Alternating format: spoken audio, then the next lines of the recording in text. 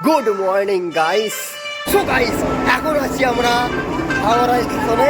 এখান থেকে যাবো আমরা মায়াপুর।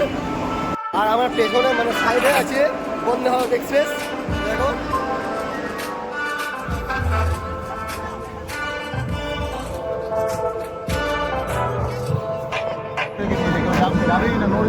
গাইস, পুরো চেপে গেছি পুরো আমি, দেখতে পাচ্ছ এত ভিড় আছে এখানে।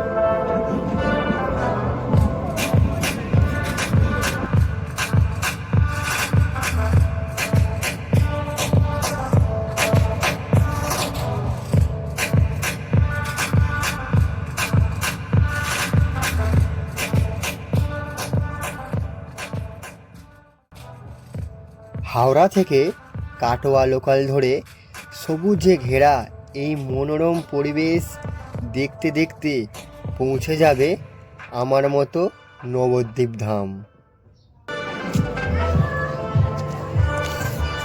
গাইস, ফাইনালি এত কষ্ট করে এইখানে এলাম, মানে কি বলবো আর তোমাদেরকে, পুরো স্যান্ডউইচ হয়ে গেছিলাম, পুরো চেপটা একবারে। ঠিক আছে, ট্রেন থেকে নেমে পড়েছি। এবার এখান থেকে টোটো ধরবো, এবার গঙ্গাঘাটের দিকে যাবো।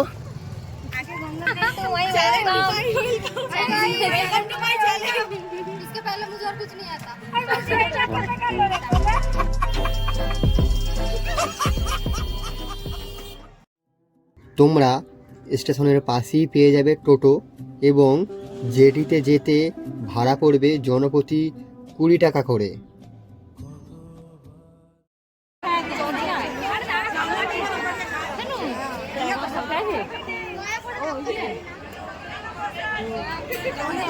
এটা হচ্ছে নৌকার টিকিট, যার দাম পড়েছে 5 টাকা করে।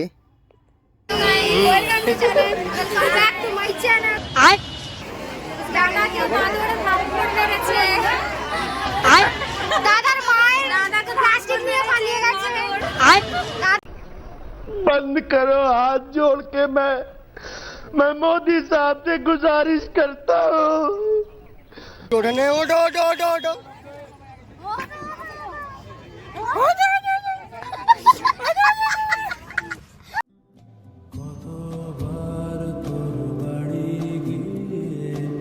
এত সুন্দর পরিবেশ উপভোগ করতে করতে এবং গঙ্গা নদীর সাথে জলঙ্গি নদীর সঙ্গম দেখতে দেখতে চললাম প্রভুর ধাম মায়াপুরে, তোমাদেরকে সাথে নিয়ে।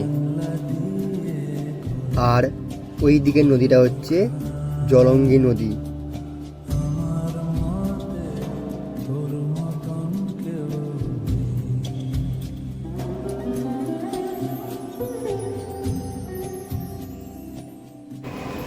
গাইস, এখন আমরা নৌকা থেকে নেমে মন্দিরের দিকে হাঁটছি।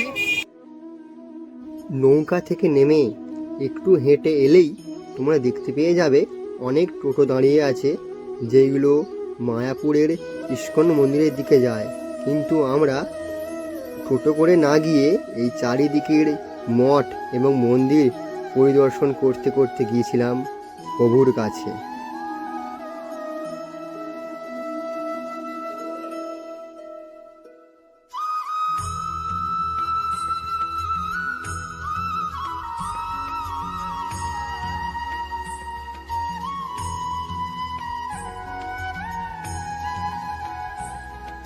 আর এইখানে 24 ঘন্টা নন স্টপ হরিনাম হয়। এখান থেকে দুপুরের প্রসাদের জন্য, অর্থাৎ দুপুরের খাবারের জন্য কুপন পাওয়া যায়, যার দাম পড়বে জনপ্রতি 40 টাকা করে। দেখতে পাচ্ছ বন্ধুরা, কত খালি লাইন কুপনের জন্য। মানে তখন বাজে প্রায় 1টা কি 1:30 তখন হবে। বাপরে বাপ গাইস, এত ভিড় ওখানটা কি বলবো, মানে যেখানে দেখো ওই দিকটা এত ভিড় খাবারের জন্য কি বলবো। টিকিট আমরা 40 টাকা খাবারের টিকিট কেটেছি, কুপন। ঠিক আছে,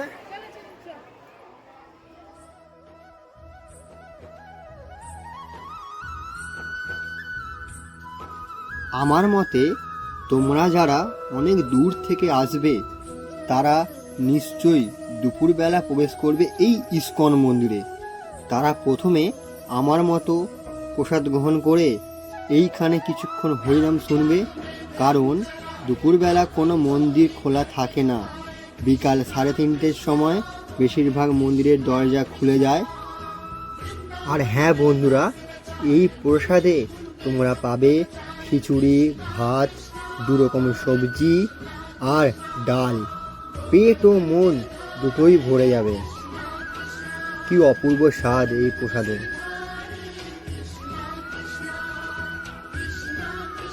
আর হ্যাঁ, তোমরা এখানে জুতো খুলে জমা দিয়ে তবেই প্রসাদ খাওয়ার জন্য প্রবেশ করতে পারবে।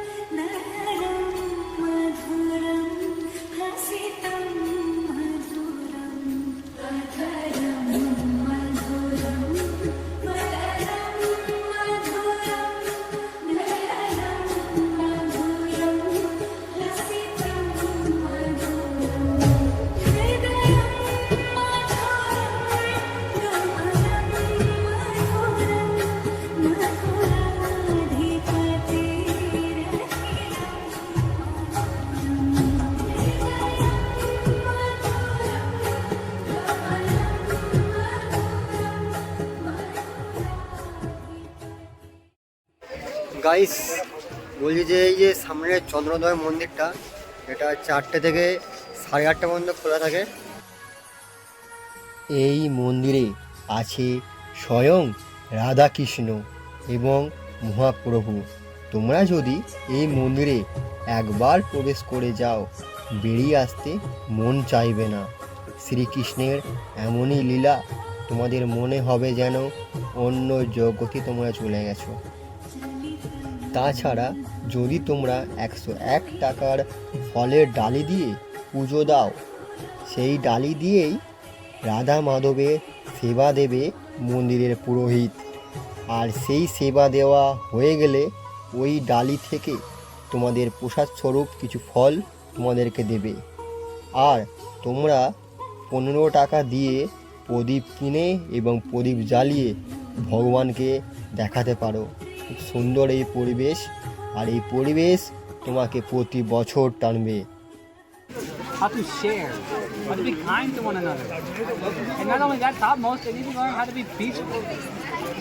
Now modern day is saying work, work, work, work, work. Go to school, then you get a good job, then you work, work, work, work. I don't find any peace. Peace is no. You may earn a lot of money, you may get a lot of a lot of material assets, maybe get a nice beautiful home, but if you don't have peace in your mind, then everything is lost. Everything is lost. America বাইরে সব কিছু ভালো, ভিতরে সব কিছু ভালো, ভিতরে সব কিছু নেই। গাইস, যিনি কথা বলছিলেন উনি সুদূর আমেরিকা থেকে এইখানে এসছেন। আর ওনার বক্তব্য যে আমেরিকায় সব কিছু আছে বাট শান্তি নেই, আর শান্তি শুধু মায়াপুরীতে শুধু আছে। আর ওনার নাম হচ্ছে জয়া দাস। মানে শুধু হিন্দু হচ্ছে তাই না, হিন্দুর সঙ্গে নামটা পুরো হিন্দুত্ব পুরো করে নিয়েছে।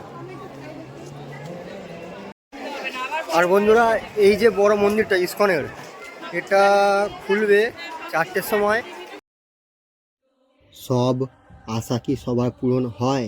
হয় না তো। এই মন্দিরটা বিকাল 3:45-এ খুলেছিল। আমরা ভেবেছিলাম প্রথমে এই মন্দিরে প্রবেশ করব, তারপর আমরা বড় নতুন মন্দিরটায় প্রবেশ করব, বাট আমাদের আশা পূরণ হলো না।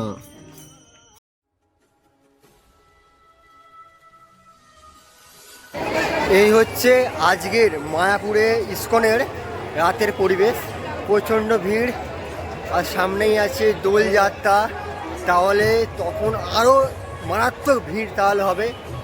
তোমরা তাহলে আন্দাজ করতে পারছো, আর ওই সময় আরও ভিড় হয়।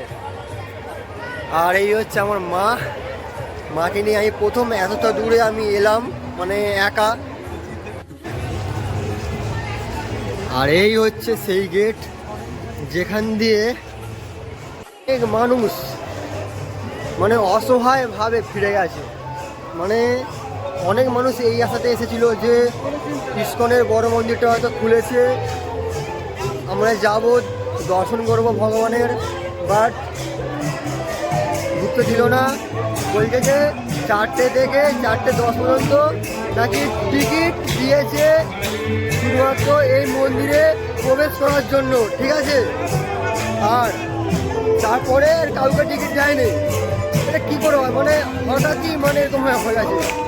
আর মাত্র 8 ঘন্টা খালি মানে এন্ট্রি করতে দিয়েছে, আর তারপরে দেয়নি।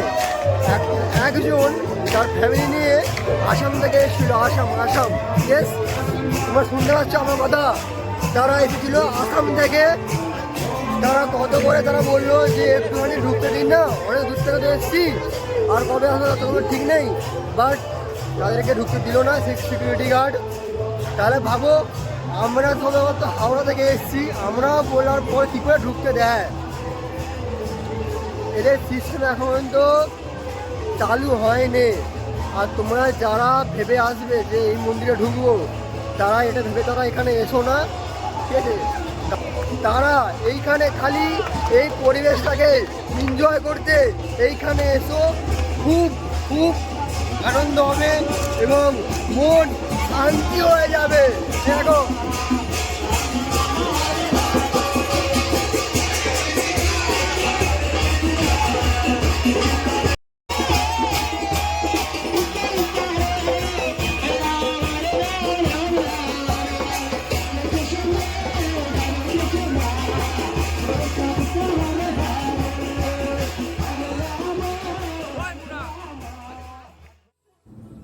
মায়াপুর ইসকনের এই সুন্দর রাতের পরিবেশকে বিদায় জানিয়ে আমরা হাওড়ার 8টা 9 শেষ ট্রেন ধরে চললাম বাড়ির উদ্দেশ্যে।